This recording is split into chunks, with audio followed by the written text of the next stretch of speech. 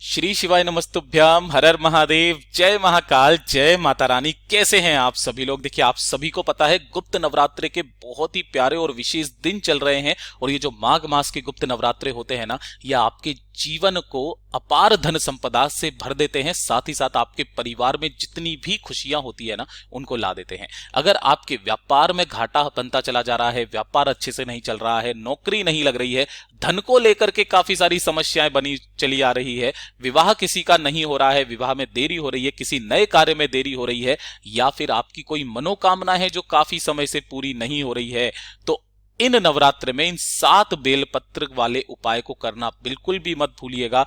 माता जगदम्बा और रिद्धि सिद्धि के नाम से यह उपाय करना होगा। आपकी जो भी कामना होगी पूरी जरूर होगी। पूज्य गुरुजी की कथा से सुनकर के और समझ करके पूरे उपाय को बड़े ही विस्तार से बताऊंगा, परंतु उससे पहले आप सबसे एक छोटी सी प्रार्थना कि जो लोग पहली बार आए हैं, चैनल को सब्सक्राइब जरूर कीजिएगा और वीडियो को लाइक करके देवादिदेव महादेव जी का कोई सा भी प्यारा नाम कमेंट बॉक्स में लिखना मत भूलिएगा। इस पूरे वीडियो के अंदर हम 3 महा उपायों के बारे में बात करेंगे, जो कि आपकी अलग अलग कामना पूर्ति के लिए सिद्ध होंगे। व्यापार, नौकरी, पैसा, विवाह और मनोकामना के लिए। सबसे पहले बात कर लेते हैं पहले वाले उपाय की। देखिए, पहला जो उपाय है वो किन लोगों के लिए? काफी सारे लोग हैं जो कि सरकारी नौकरी के लिए काफी समय से तैयारी कर रहे हैं, लेकिन उनकी नौकरी लग ही नहीं रही है। बस एग्जाम पे एग्जाम दिए जा रहे हैं, लेकिन एग्जाम पास नहीं हो रहा।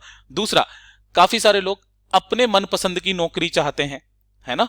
तो उन मनपसंद की नौकरी के लिए, साथ ही साथ अगर आपका व्यापार अच्छा नहीं चल रहा है ना, घाटे में जा रहा है, दुकान खोली है, दुकान नहीं अच्छे से चल रही है, तरक्की नहीं हो रही है, कोई फैक्ट्री है जो नहीं चल रही है, अपनी धन संपदा की वृद्धि के लिए इस वाले उपाय को इन गुप्त नवरात्रों की सप्तमी, अष्टमी, नवमी 3 दिन बचे, तीनों में से किसी भी एक दिन कर लेना।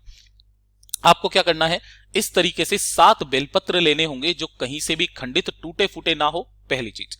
दूसरा, आपको लेनी होगी 2 से 4 कलियां केसर की, ठीक है? और इन केसर को घिस करके इसका आपको क्या बना लेना है? चंदन। यानी कि आपको केसर का चंदन चाहिए, ना ही लाल चंदन ना ही पीला चंदन, केसर का चंदन। और 1 लोटा शुद्ध जल अपने घर का, ठीक है? इन 3 चीजों को लेकर के आप पहुंच जाओगे देवादिदेव महादेव जी के मंदिर शिवलिंग के पास में। उपाय करने का एक खास नियम है, तरीका है, उसी तरीके से आपको इस उपाय को करना है। उत्तर दिशा, नॉर्थ डायरेक्शन की तरफ मुंह करके खड़े हो जाना। जो पूजा अर्चना आपको करनी है, पूजा पाठ करनी है, जैसे आप डेली जाते हो वैसे आप पहले कर लेना, उपाय को बाद में करना है। आपको क्या करना है? सबसे पहले 1 लोटा शुद्ध जल देवादिदेव महादेव जी की शिवलिंग पर समर्पित करना, ओम नमः शिवाय, श्री शिवाय नमस्तुभ्यम का स्मरण करते हुए। उसके पश्चात जो आपने 7 बेलपत्र लिए हैं और केसर का चंदन जो निर्मित किया है, उस केसर के चंदन से अपने दाहिने हाथ की अनामिका उंगली से, ठीक है, अपने दाहिने हाथ की अनामिका उंगली से, रिंग फिंगर से, जो बीच वाली पत्ती है इस पर आपको ओम लिखना है, ठीक है? ओम लिखना है। और जो इधर वाली ये वाली पत्ती है चिकने हिस्से की तरफ, इस वाली पत्ती पर आपको एक अंग का संबोधन, गुरुदेव ने कहा अंग का संबोधन, यानी कि एक बिंदी लगानी है। यहां पर किस नाम की लगाओगे? मां जगदम्बा के नाम की, है ना? किनके नाम की? मां जगदम्बा के नाम की यहां पर एक बिंदी लगाओगी, ठीक है? और एक बिंदी यहां पर लगाओगे भगवान गणेश रिद्धि सिद्धि के नाम की, ठीक है? रिद्धि सिद्धि के नाम की यहां पर एक लगाओगे। इसी तरीके से पूरी की पूरी 7 बेलपत्रियां आपको तैयार कर लेनी है और एक एक करके शिवलिंग पर समर्पित करते चले जाना है। ध्यान रखना, एक एक करके ओम नमः शिवाय, श्री शिवाय नमस्तुभ्यम का कंटिन्यू स्मरण करते रहना है। सभी बेलपत्रियों की डंडियां रहेगी माता अशोक सुंदरी की तरफ, बीच वाली पत्ती का मुख रहेगा आपकी तरफ। सातों की सातों पत्तियां आपको इसी तरीके से बेलपत्र समर्पित करना है। 2 मिनट यहां पर बैठना, महादेव जी का स्मरण करना और स्मरण करके अपनी कामना कह करके, नाम और गोत्र बोल करके इन सभी बेलपत्रियों को यहां से बाबा से निवेदन करके उठा लेना।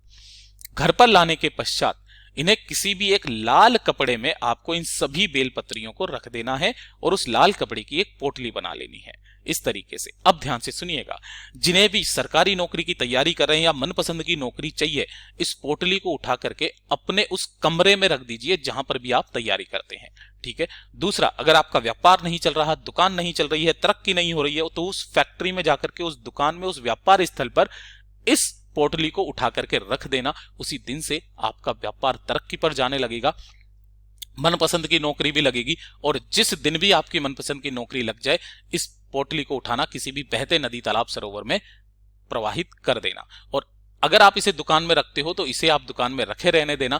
जब भी कभी कोई प्रदोष का दिन, शिवरात्रि का दिन आ जाए, उस दिन जाकर के किसी भी बेल पेड़ के नीचे इस पोटली को रख करके आ जाना। आपकी धन की जितनी समस्याएं होगी वो हमेशा के लिए खत्म होगी। पूज्य गुरु जी का बहुत ही अद्भुत और अचूक उपाय है, जरूर कीजिएगा। बात कर लेते हैं दूसरे वाले उपाय की।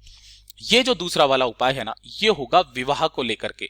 अगर आपकी विवाह में देरी हो रही है, दूसरा अच्छा सुयोग्य वर या वधु की आप टेंशन लेते हैं कि भैया अच्छा योग्य वर वधु मिलेगी या नहीं मिलेगी, चाहे लड़का हो या लड़की हो, दोनों के लिए ही है, तो आपके विवाह में अगर किसी भी कारणवश देरी हो रही है वो खत्म होगी। साथ ही साथ आपको सुयोग्य वर मिलेगा जो आपके दाम्पत्य जीवन को सदैव सुखी बना करके रखेगा। इन नवरात्र के किसी भी एक दिन, नवरात्रे के किसी भी एक दिन कर लेना, चाहे गुप्त नवरात्रे हो, चाहे शारदीय, चाहे चैत्र का, एक दिन करना है। सप्तमी, अष्टमी, नवमी में से किसी भी एक दिन आपको लेनी होगी थोड़ी सी हल्दी। अब जो आप हल्दी लोगे ना, वो कौन सी लोगे, इस तरीके से पिसी हुई हल्दी आपको ले लेनी है और 1 लोटा शुद्ध जल अपने घर का लेना है। ठीक है, इन दोनों को लेकर के आपको पहुंचना है बाबा के मंदिर शिवलिंग के पास। अब काफी सारे बोलेंगे कि भैया शिवलिंग पर तो हल्दी चढ़ती ही नहीं है, फिर हल्दी वाला उपाय कैसे? पूरा उपाय ध्यान से सुनिएगा। आपको यहां पर उत्तर दिशा की तरफ मुंह करके इजीली बैठ जाना है। सबसे पहले 1 लोटा शुद्ध जल बाबा की शिवलिंग पर समर्पित करना। ओम नमः शिवाय, श्री शिवाय नमस्तुभ्यम पंचाक्षरी मंत्र या षडाक्षरी मंत्र का स्मरण करते हुए। दूसरा नियम यह कहता है कि यह वाला उपाय उसी व्यक्ति को, उसी लड़के को या लड़की को करनी है जिसके विवाह में देरी हो रही है, साथ ही साथ जो अपने दाम्पत्य जीवन को सुखी बनाना चाहती हैं। ठीक है, इस तरीके से सबसे पहले 1 लोटा शुद्ध जल समर्पित करना।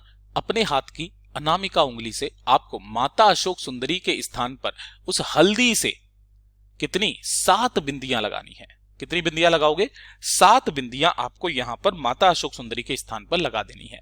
लगा देने के पश्चात आपके जो दोनों हाथ हैं, उन दोनों हाथों को आपको माता अशोक सुंदरी के स्थान पर ऐसे करके टच करना है। अपना नाम, गोत्र और अपने विवाह में आ रही देरी या सुयोग्य वर या वधु की कामना करते हुए यहां पर आपको छूना है। और छू करके इन हाथों को धोना नहीं है।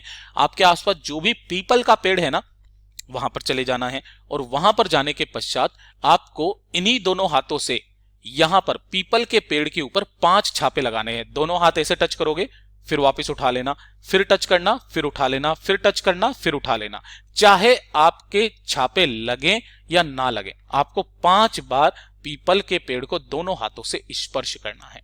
आपकी ज्यादा से ज्यादा 3 महीना आगे से चलकर के रिश्ता आएगा, सुयोग्य वर और वधु दोनों मिलेगी।